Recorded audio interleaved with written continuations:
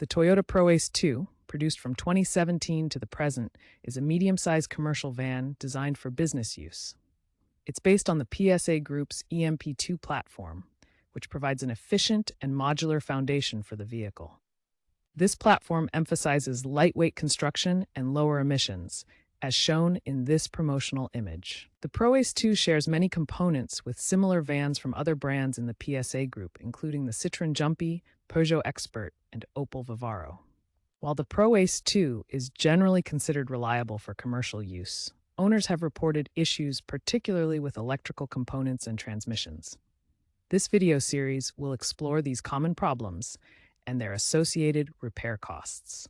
The Toyota Proace II experiences several electrical system problems, primarily inherited from its shared PSA platform. A major issue is ECU failures, where the engine control unit malfunctions, leading to performance problems. Owners also report problems with the electronic stability control system, which can fail and affect vehicle handling. Additionally, infotainment system crashes and faulty warning lamps are common, indicating broader electrical wiring issues. These electrical issues result in repair costs ranging from $400 to $1,200 and have been reported in 30% of Proace II vehicles, according to the RAS-EV 2025 study. Another significant concern with the Toyota Proace II is transmission and clutch problems. These issues affect the vehicle's drivetrain and can lead to costly repairs. Transmission problems often involve gearbox failures, where internal components like gears and shafts wear out prematurely.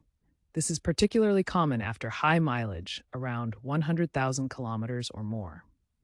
Clutch systems also suffer from premature wear, especially in commercial vehicles with frequent stop-and-go driving. The clutch disc and pressure plate can degrade, causing slipping or difficulty shifting gears.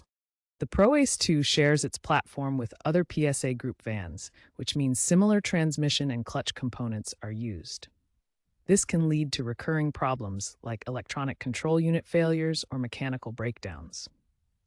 A notable case study from a UK fleet operator, such as a DHL subsidiary, reported transmission failures in 500 vans after reaching 100,000 kilometers. Repair costs averaged between £4,000 and £6,000 per vehicle, with additional downtime losses of £20,000 per unit. While Toyota has phased out some engine options in favor of more efficient hybrids and electrics, issues still persist with the remaining diesel engines, specifically the 1.6 liters or 2.0 liter Blue HDI variants. These engines are less problematic than electrical or transmission components, but they should still be monitored closely. Diesel engines in the Proace II achieve good fuel efficiency of 5 to 7 liters per 100 kilometers, but they can experience issues that require attention. The key to reliability is proper engine maintenance and addressing any issues promptly before they become major problems. Repair costs can vary significantly depending on whether you use genuine Toyota parts or more affordable aftermarket options, which can save 20 to 40%. The Proace Electric, introduced in 2020, has gained traction in urban fleets for its zero-emission advantages, but early variants face battery degradation challenges. Battery packs in these early models can degrade by 10 to 15% after just 3 years, impacting range and efficiency. This degradation can lead to replacement costs ranging from €10,000 to €15,000, making proactive monitoring essential. Using the battery management system to track health helps prevent unexpected failures in early Proace electric models. The Toyota Proace II has been subject to several recalls to address safety concerns. A major 2023 European recall involved 200,000 units with faulty airbag inflators from Takata suppliers. These defective inflators could fail to deploy properly during a crash, compromising occupant safety. To stay safe, regularly check for recalls through Toyota's official channels or your local dealer. Addressing these issues promptly through authorized repairs helps maintain the vehicle's safety systems. Despite these recalls, the Proace II maintains solid safety ratings from Euro NCAP, earning 4 to 5 stars depending on the variant. This reflects good protection for both adult and child occupants in crash tests. Repair costs for the Toyota Proace II vary based on the specific issue and how parts are sourced. Genuine Toyota parts are more expensive but offer superior reliability and fit. Aftermarket options from brands like Bosch and Vallejo can reduce costs by 20 to 40% while maintaining quality. Minor repairs like brake pad replacements typically cost between $500 and $2,000, with brake pads specifically around $300. Major repairs such as gearbox overhauls can range from $3,000 to $8,000.